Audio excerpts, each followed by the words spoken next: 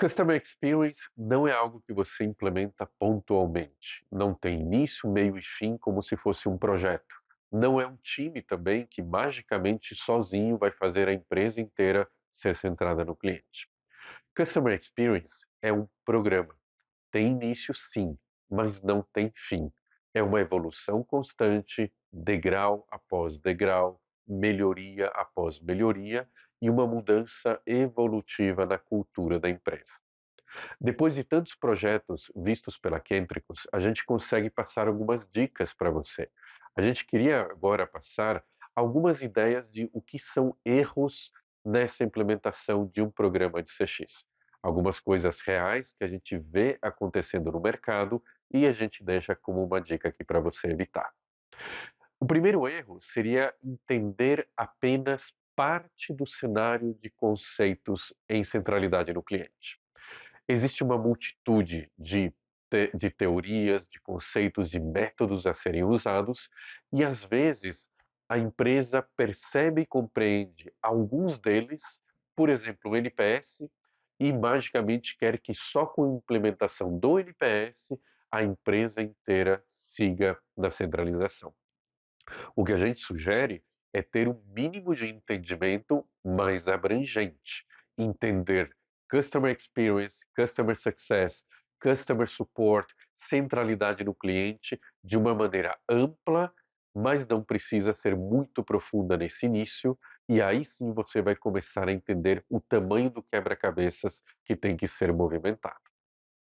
Um segundo erro é não linkar com alguma diretiva estratégica da empresa. O risco disso é não ter tração na evolução em centralidade. A empresa inteira tem que estar engajada e deve ser uma das maiores prioridades dos líderes de toda a corporação. Isso é absolutamente fundamental. Eu sempre que vejo um time isolado, tentando fazer a empresa se movimentar, esse time tem muito atrito, muita resistência. Então, uma dica que a gente deixa é lá no início, bem no início dessa transformação, já conseguir linkar com alguma diretiva empresarial. Tem muitas empresas, por exemplo, que setam objetivamente algumas dessas diretivas.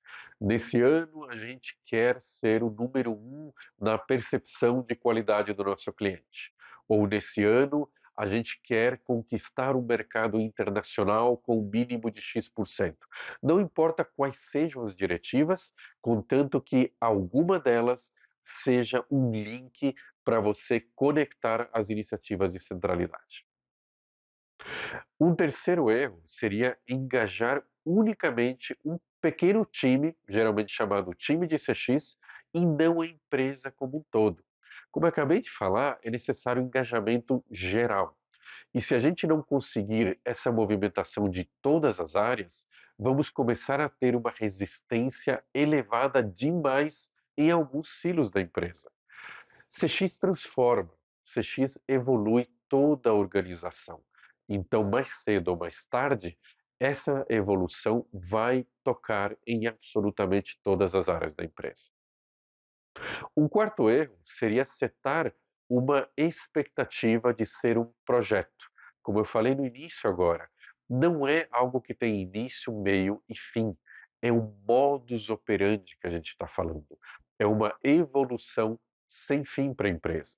Então não é possível dizer que terá uma data a partir da qual a empresa será centrada no cliente. Não é tão simples assim. É uma gradualidade. Começa no estágio atual e gradualmente você vai sentindo sinais, especialmente do cliente, de que a sua empresa está cada vez mais centrada nas necessidades desse cliente. Um quinto erro seria deixar o ROI, o retorno sobre o investimento, de fora dessa equação. Sem o ROI financeiro, eu estou falando mesmo, não há sustento para nenhum projeto na empresa, nenhum programa, inclusive na empresa, inclusive o programa de evolução em CX. Eu também não estou dizendo que esse ROI é facilmente comprovado e que ele é rápido. Na verdade, trata-se de uma mudança tão grande e tão impactante que esse ROI geralmente começa a ser comprovado somente depois de você implementar certas medições de percepção, medições operacionais e correlacionar essas medições com melhorias e impacto financeiro. Churn, taxa de renovação, LTV, lucratividade. Esse momento vai acontecer num determinado ponto do programa de evolução, mas não é no início, porque você precisa implementar um mínimo de estruturas de medição justamente para provar esse tal ROI. Mas ele é fundamental. Então, garanta que ele exista em algum momento do seu programa de CX. O sexto erro, que eu vejo muito comum, especialmente no mercado brasileiro, é querer copiar a empresa queridinha da vez, em termos de centralidade. Sempre tem aquelas empresas que merecidamente se destacam e acabam virando vitrine para todo mundo olhar e querer fazer igualzinho. Não é tão fácil assim. Cada empresa é única. Mesmo que estejam no mesmo nicho de mercado, duas empresas sempre serão diferentes e tem que ser. Cada uma tem o seu DNA, o seu jeito especial de funcionar em relação ao cliente também. E o sétimo erro que eu deixo para vocês aqui de dicas, para não fazer, seriam as tais métricas de vaidade.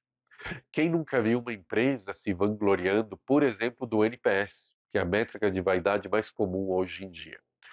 NPS, gente, é só um termômetro e ele depende enormemente de como ele foi construído, do método que foi usado pela empresa. Então, geralmente as empresas, elas primeiro trabalham bastante o NPS, quando ele fica bonito, aí começa a ser mostrado. Só que mesmo nessa situação, a gente não sabe como ele foi criado. Então não adianta comparar o seu NPS com o NPS de outra empresa que você não saiba que o método usado foi igual ao seu.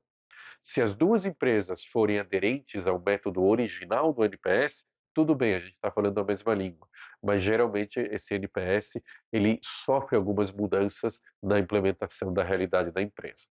Mas voltando à métrica de vaidade, mesmo que esse NPS pudesse ser igualitário, o método para várias empresas, elas acabam usando-o como métrica de vaidade, ou seja, eu quero só chegar no número, eu quero só que o meu cliente responda um número bonito para mim, independente de mudar de fato a realidade do cliente, que o leva a responder sinceramente um NPS superior.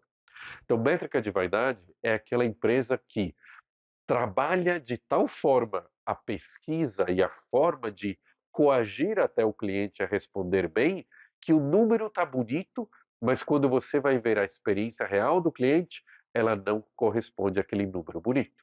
Simples assim. Então, o erro que eu deixo para vocês analisarem é não transformar métricas em métricas de vaidade.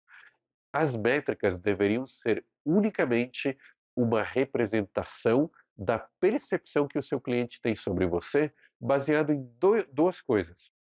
Quais são os comportamentos que a sua empresa tem perante esse cliente, que presta o serviço, que entrega o produto, como você se comporta e quais as características durante toda a jornada desse cliente, quais as características que realçam esses momentos da verdade para o seu cliente.